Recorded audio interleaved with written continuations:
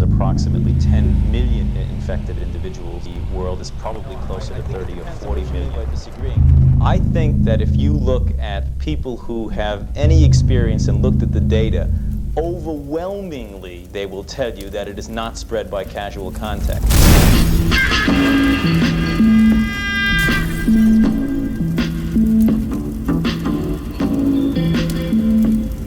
27,422. That's the number of dead citizens wiped out by a deadly pandemic in the Democrat-dominated city of San Francisco.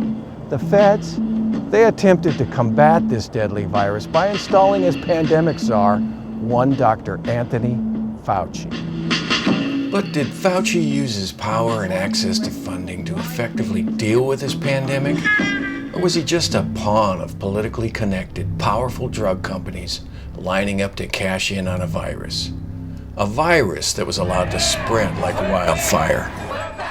Sounds a lot like the circumstances surrounding our current pandemic, doesn't it? But I'm not talking about COVID-19. I'm talking about a pandemic that started in 1976. And by the early 80s, it had hit San Francisco like a knockout game sucker punch. HIV/AIDS. By now, you've almost forgotten about it because of the introduction of long-term, expensive drug regimens. It's a $31 billion industry that's growing every year by leaps and bounds. And despite the efforts of Dr. Fauci and all those in the research community, 40 years later, there's still no vaccine. But when it comes to stopping the transmission of HIV, it was what Dr. Fauci didn't say that should be noted. It was in the early days of the AIDS crisis that Dr. Fauci, the eager and hopeful representative from the federal government's public health sector, was dispatched to San Francisco to monitor ways the new mystery disease might be spreading amongst the gay community. And just how could it be spreading so rapidly? And this unobtrusive building behind me was to be one of Fauci's first stops while cruising gay underground San Francisco. This is the site of the notorious Sutro bathhouse. Now it's a swinging nightclub for Bridget Tunnel straight kids. But in the early 80s, this place was swinging from 180 degrees the other direction. In the 1980s, this was the site of the highly disreputable, all-male, all-gay bathhouse known for its out-of-control, meth-fueled, all-night sex orgies. San Francisco's director of public health in the early 80s was a man named Dr. Mervyn Silverman, and he found himself at the center of the great debate raging on the issue of gay behaviors and the spread of AIDS. Dr. Silverman was a public servant who cared nothing for politics, but only for developing policy that saved lives. He, like Dr. Fauci, thought first-hand observation of San Francisco's gay bathhouse scene was needed, and he welcomed any and all assistance from the federal health apparatus and hoped to develop policy based on his and Dr. Fauci's findings. Dr. Silverman saw things going on in those bathhouses that he regarded as the perfect storm for the transmission of virus. Lots of sex, drugs, and disco. Repeated male coupling between multiples of men. Dr. Silverman observed behaviors that he was sure was leading to the certain exchange of a mixture of bodily fluids between these men. And just to be brutally clear, this mixture we referred to would constitute what any competent public health official would consider their worst nightmare: saliva, semen, blood, and fecal matter. San Francisco's gay bathhouse activity allowed for an unchecked, indiscriminate deluge of virus transmission, defiantly propelled by an expanding political power solidly rooted within the Democrat Party. Tony Fauci also sat in and focused his keen attention on the very public displays of infection taking place every night in the gay bars and bathhouses of San Francisco. Given Dr. Fauci's rigid stance on across-the-board social distancing for COVID-19, you'd think his response to San Francisco's skyrocketing rate of HIV transmission would have been akin to the welding shut of the bathhouse doors. But in fact, he said or did nothing. Dr. Mervyn Silverman did what any competent public health clinician would have done in this situation.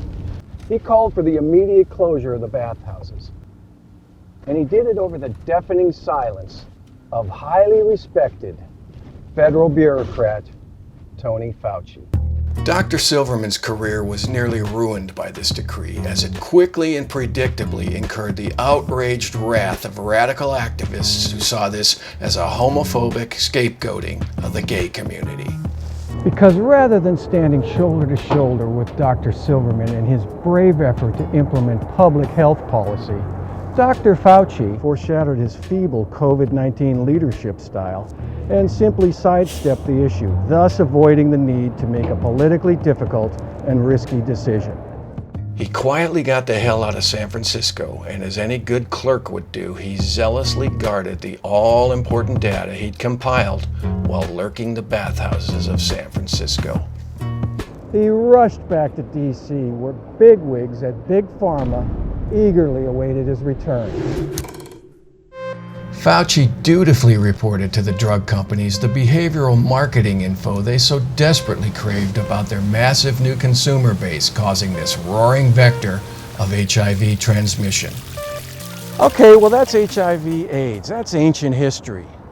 How did Fauci do on handling our COVID-19 response? Well, first off, there's no doubt anymore. We can state with great certainty that COVID-19 is a virus born out of Red Chinese military bioresearch conducted in the Wuhan Institute of Virology, and that Tony Fauci approved and funded it.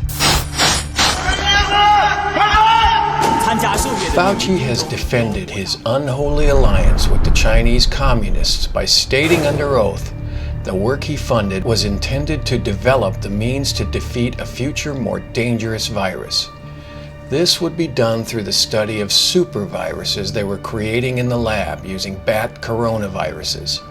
He was playing a word game when he stressed this was not gain of function, but a softer, gentler version thereof. But let us not fool ourselves that the CCP's hand-picked researchers at the Wuhan lab were even the least bit interested in Fauci's noble purpose for this gain-of-function research. No, the researchers in this People's Liberation Army-controlled facility were interested in one thing: the weaponization of virus for use in war. To them, Fauci was just another in a long line of round-eyed, useful idiots seeking nothing more than the chance to grab at the billions of dollars waiting to be extracted from Chinese markets. The soldier researchers at the Wuhan lab smiled at Dr. Fauci and welcomed him with open arms, like they had at countless others who had come to them begging for the chance to sell America down the Yangtze River. Only a naive fool would believe that the CCP would be interested in this dangerous research for anything other than diabolical reasons. The chicken feed 3 million that Fauci threw him was quickly snatched up and stuffed into the deep pockets of the CCP. But they didn't really need Fauci's chump change.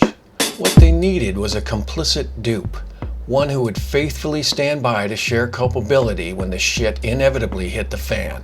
And hit the fan it did.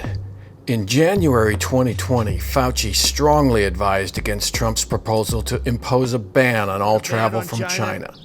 Luckily, Trump slapped him down on this one. Oh, he's xenophobic. But a month later, he said I was right.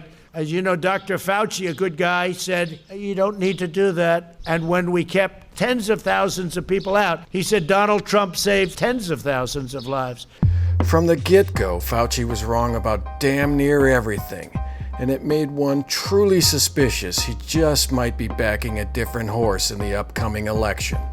But perhaps the most egregious act Tony Fauci pulled off was taking full credit for the timely culmination of the Trump vaccine effort.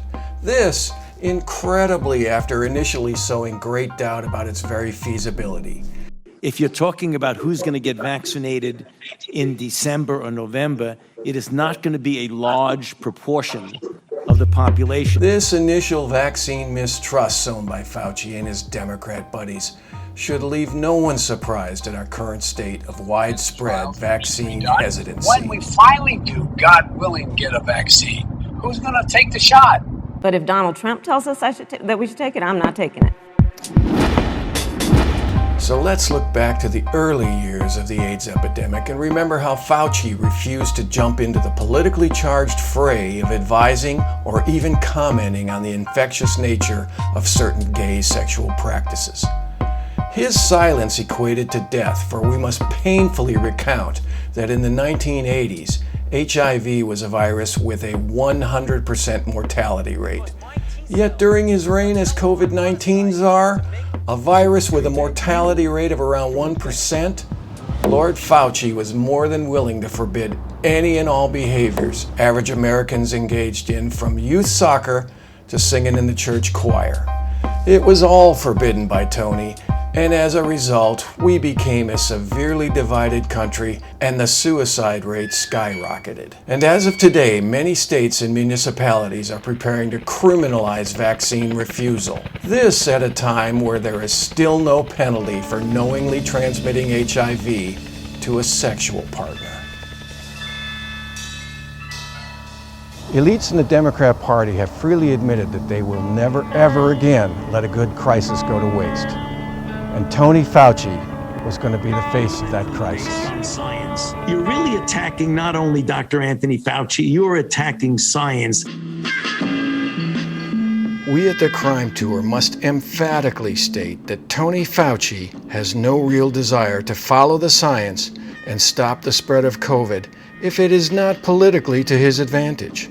For if he did, he would implicate his true love, Joe Biden, on his criminal decision to create a super-spreading vector of disease at the border and beyond. And when the true tale of the atrocity of COVID-19 has finally been written, Dr. Fauci's complicity with the Chinese communists will be fully exposed.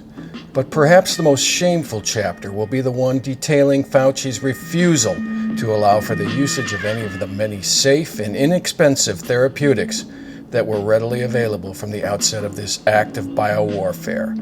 This refusal cost many thousands of lives and was based purely on greed and political expediency. But remember, for the committed Marxists that created this series of events that started in the lab in Wuhan, the end truly does justify the means. This is the end, beautiful friend. This is the end, my only friend. The end of our elaborate plans. The end of everything that stands. The end. No safety or